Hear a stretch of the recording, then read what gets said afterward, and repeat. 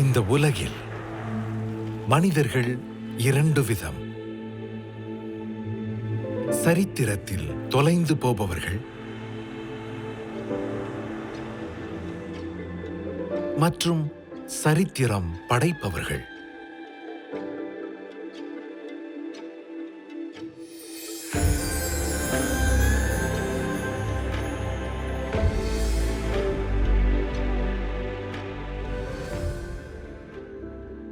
தென்னிந்தியாவின் சென்னை நகரில் எளிய குடும்பத்தில் இளைய மகளாக பிறந்தது ஒரு குழந்தை.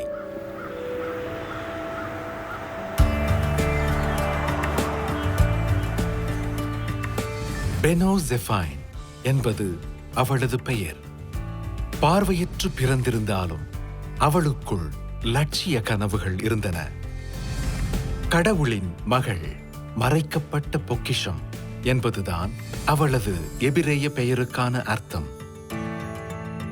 யார் வந்து கேட்டாலும் கண்ணு நல்லாது கண்ணு நல்லாதுன்னு சொல்லியிருந்தாங்க. மற்றவங்க யாருக்கும் எந்த குழந்தைக்கும் இருக்காது அது மாதிரி, அந்த மாதிரி பார்வை அது கண்ணு. ஒரு 7 மாதம் கழிச்சுட்டு தான் நான் ஹாஸ்பிட்டலும் கொண்டு போயிருந்தேன். அந்த கண்ணு பின்னாடி அந்த ரெட்டினா பொசிஷன் வந்து ஹாலோவாக இருக்குது. ப்ரெக்னெண்ட்டாக இருக்கிறப்போ 4th மந்த்லேருந்து 6th மந்த்துக்குள்ளே அந்த ஆர்கன் ஃபார்ம் ஆகும். அந்த சமயத்தில் அம்மாவுக்கு ரொம்ப உடம்பு சரியாத போனதால நான் கொஞ்சம் ஹெவி மெடிசன்ஸ் யூஸ் பண்ணணும். இந்த க்ரோத் ஆகாத காரணமே அதான் சொல்கிறாங்க.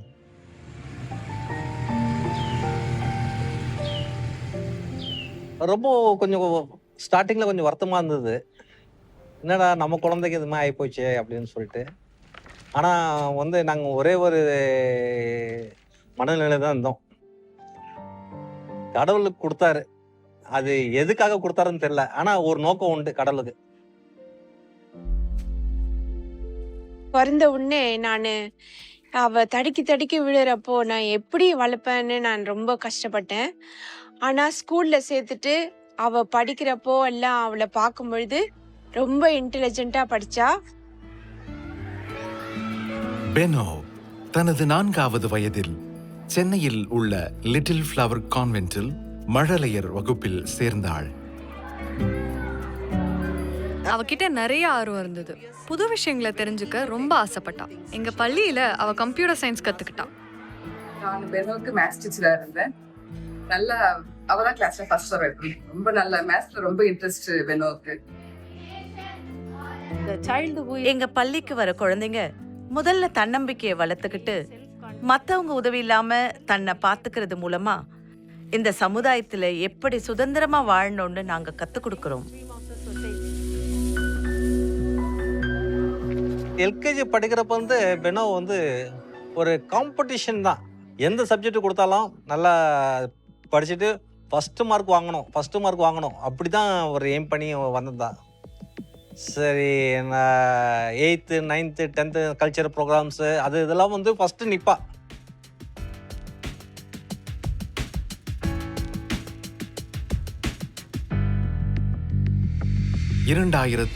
ஆண்டு நியூயார்க் மற்றும் வாஷிங்டன் டிசியில் நடந்த சர்வதேச இளைய தலைவர்கள் மாநாட்டில் பங்கு கொள்ள பெனோ தன் 12ஆம் வகுப்பு முடித்த நிலையில் தேர்ந்தெடுக்கப்பட்டாள். இந்த வாய்ப்பின் மூலம் பெனோ இன்னும் பெரிதான எதையோ சாதிக்கப் போகிறாள் என்பது உறுதியாகிறது. குளோபல் யங் லீடர்ஸ் கான்ஃபரன்ஸில் வந்து அட்டம் பண்ணுறப்போ கிட்டத்தட்ட 405 பேர் வந்தாங்க பசங்க. அதெல்லாம் நார்மல் பசங்க. பெனோ வண்டி தான் ஷி வாஸ் பிளைண்டு. அந்த பசங்களோட பெனோ தான் கேள்வி கேட்குறது செய்கிறது. அந்த கெஸ்ட்டு யாரும் வந்தாலும் கேள்வி கேட்குறது. எல்லா சப்ஜெக்ட்லையும் வந்து ரொம்ப நல்லா இது பண்ணுவான். ஒரு எடுத்துக்காட்டா சொல்லணும்னா அவ இயல்பாவும் நேர்மையாவும் இருந்ததுனால மத்த மாணவிகளோட ஆதரவு அவளுக்கு நிறையவே இருந்தது. எப்பவும் எல்லாரும் அவளை சுத்தியே இருப்பாங்க. அவ எப்ப எதை சொன்னாலும் அதை அவங்க ஆதரிப்பாங்க. எப்ப அவளோட யோசனைகளையும் அடையாளங்களையும் மத்தவங்க ஏத்துக்க தொடங்கினாங்களோ அப்பவே அவளுக்குள்ள தலைமை தாங்குற தகுதி இருக்குன்னு நான் புரிஞ்சுக்கிட்டேன். very, very self-confident. அவ ரொம்ப தன்னம்பிக்கையோட இருந்தா. தொலைநோக்கு பார்வை இருந்துச்சு. தலைவனா இருக்கிறவனுக்கு முதல் தகுதியே தான் யாருன்னு தெரிஞ்சுக்கணும், தன் இலக்கு என்னன்னு தெரிஞ்சுக்கணும். தன் எதிர்காலத்தை பத்தி அவ எடுத்த முடிவு அவளுக்கு சமுதாயத்தின் மேலேயும் மக்கள் மேலேயும் உள்ள அக்கறையை காட்டுதுன்னு நினைக்கிறேன். That again, I think is very important for a leader. Beno 10ஆம் வகுப்பு முடித்த போதே சிவில் சர்வீசஸ் போட்டித் தேர்வை எழுத வேண்டும் என்ற எண்ணம் அவளுக்குள் தோன்றியது. நீ எங்க இருந்தாலும் உனக்கான தனித்துவமோ தலைமை தாங்குற தகுதியும் உன்கிட்ட இருக்குன்னு எல்லாரும் சொல்லுவாங்க. விழிகளின் பார்வை இல்லை என்றாலும் தொலைநோக்கு பார்வை உண்டு. அது நான் இந்திய ஆட்சி பணியாளர் ஆக வேண்டும். இந்த வரிகள் தான் எனக்கான உத்வேகத்தையும் தூண்டுதலையும் கொடுத்துச்சு. சிவில் சர்வெண்டாக தேர்ச்சி பெறுவதென்பது இமயத்தை ஏற முயற்சிப்பதை போன்றது. அதில் வெற்றி பெற முழு கவனமும் மன உறுதியும் விடாமுயற்சியும் தேவை. யூனியன் பப்ளிக் சர்வீஸ் கமிஷன் அரசு ஊழியர்களை வேலைக்கு எடுக்கக்கூடிய சிவில் சர்வீசஸ் தேர்வு மூலமா 23 சேவைகளுக்கு அவங்க ஆள் எடுப்பாங்க. நம்ம நாட்டிலேயே ரொம்ப கௌரவமான மதிக்கப்படக்கூடிய சேவை இது. சிவில் சர்வீசஸ் என்பது இந்திய குடியரசின் நிரந்தர நிர்வாக அமைப்பாகும். 23 சேவைகளில் IAS இந்திய நிர்வாக சேவை, IFS இந்திய வெளியுறவு சேவை, IPS இந்திய போலீஸ் சேவைதான் முதுகெலும்பாக கருதப்படுகிறது. இது நாட்டின் இயக்கத்திற்கு தொடர்ச்சியையும் நடுநிலையையும் வழங்குகிறது. இந்தியாவுல நடக்கிற எல்லா தேர்வுகள்லயும் முதன்மையானது இது. உலகத்திலேயே ரொம்ப கஷ்டமான தேர்வு இது. ஆண்டுதோறும் சுமார் 10 லட்சம் நபர்கள் இந்த போட்டித் தேர்வை எழுதுகிறார்கள். உலகிலேயே இதில்தான் தேர்ச்சி சதவிகிதம் மிக குறைவானது. 1000-ல் ஒருவரே தேர்ச்சி பெறுவர். தான் ஒரு சிவில் சர்வெண்டாக வேண்டும் என்ற எண்ணம் பெனோவின் மனதில் இருந்தபோதும் அந்த இலக்கை அடைய தேவையான முயற்சியை 2011ஆம் ஆண்டு வரை அவள் முன்னெடுக்கவில்லை. அவளுக்கு முதுநிலை பட்ட படிப்பு படிக்கிறதுக்கான திட்டம் இருந்தாலும் அதே நேரத்துல போட்டி தேர்வுகள் எழுதுற எண்ணமும் இருக்குன்னு சொன்னான். அப்பவே அவளுக்குள்ள பெரிய திட்டங்கள் இருக்கிறத நான் உணர்ந்தேன். சிவில் சர்வீசஸ் தேர்வுக்கான பயிற்சி எடுத்துக்க பெனோசஃபின் எங்க அகாடமிக்கு வந்தப்ப எங்களுக்கு ரொம்ப ஆச்சரியமா இருந்துச்சு. அதே நேரத்துல அவளை ஒரு வெற்றியாளரை உருவாக்க தேவையான பயிற்சியை கொடுக்க முடியுமாங்கிறத புரிஞ்சுக்க கொஞ்சம் கஷ்டமா இருந்துச்சு. ஏன் நம்மளால முடியாதா, நம்ம இதை ஏன் செய்யக்கூடாது அப்படிலான்ட்டு ரொம்ப மனசுக்குள்ளே போட்டுட்டு பெனோ தேர்வுக்கு தேவையான பயிற்சிகளை மேற்கொண்டாள். ஓராண்டு காலம் முறையான பயிற்சிக்கு பிறகு 2012ஆம் ஆண்டு பெனோ போட்டித் தேர்வை எதிர்கொண்டாள். ஐஏஎஸ் எக்ஸாமில்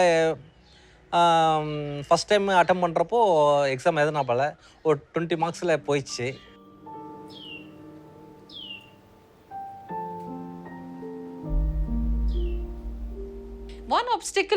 இப்ப நினைச்சு பார்த்தாலும் அப்ப எனக்கு தடையா இருந்தது சிவில் சர்வீஸ்க்கு தேவையான எந்த புத்தகமோ பிரெயில் வடிவிலையோ ஒளி வடிவிலையோ இல்ல. இந்தியாவுல உள்ள ஒரு சில பார்வையற்றோர் தான் சிவில் சர்வீஸ் தேர்வை எதிர்கொள்றாங்க. அவ அந்த தேர்வு எழுத அவளோட அம்மாவும் அப்பாவும் அவளுக்காக நிறைய நேரத்தை ஒதுக்குனாங்க. அப்புறம் ஆல் இண்டியா ரேடியோ நியூஸஸ் எல்லாம் கேட்பாப்புல, அவங்க அம்மாவை பேப்பர் ரீடிங் பண்ணுவாப்புல. நான் அவ ரீட் பண்ண சொல்றதெல்லாம் எத்தனை பேஜ்னாலும் ரீட் பண்ணுவேன். ஏன்னா பசங்க முன்னுக்கு வரணும்னு எனக்கு ரொம்ப ஆசை. என் அப்பாவுக்கு இதுல பெரிய பங்கு இருக்கு. நான் எங்க போகணும்னாலும் அவர் என்ன கூட்டிட்டு போவாரு. எனக்கு தேவையான எல்லா புத்தகங்களையும் வாங்கி கொடுப்பாரு. பெனோ தன் திறமைகளை வளர்த்துக் கொள்வதற்கு அனைத்து சவால்களையும் துணிவோடு எதிர்கொண்டாள். தனது ஒரே இலக்கை நோக்கி விடாமுயற்சியோடு பயணித்தாள்.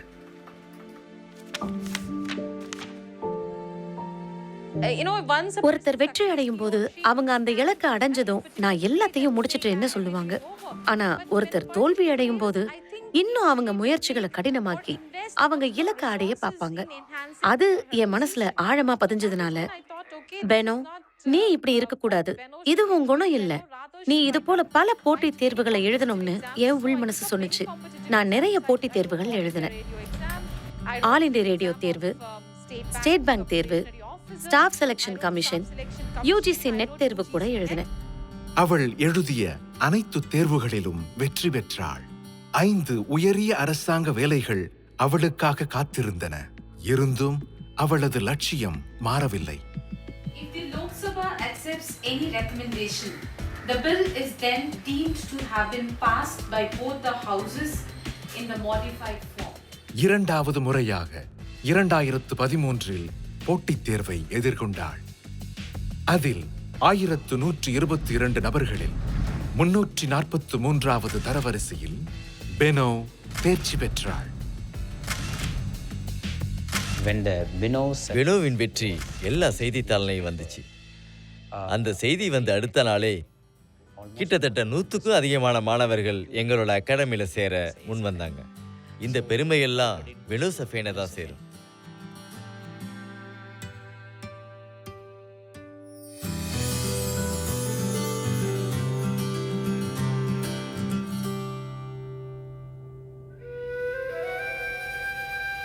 பெனோவின் வாழ்க்கையில் ஒவ்வொரு படியிலும் பல தடங்கல்கள் அவளுக்காக காத்திருந்தன.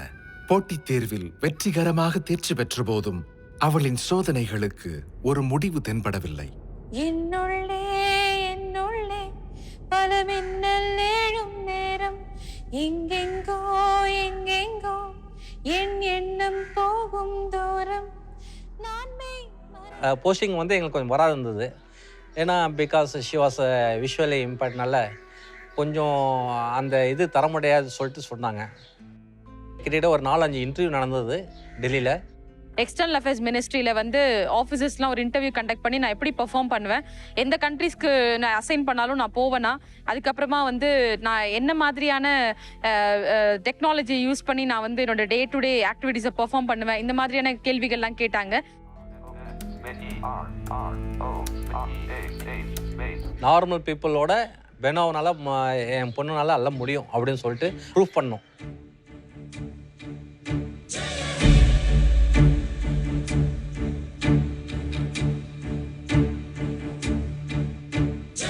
பெனோவிடம் கனவும் லட்சியமும் இருந்தன.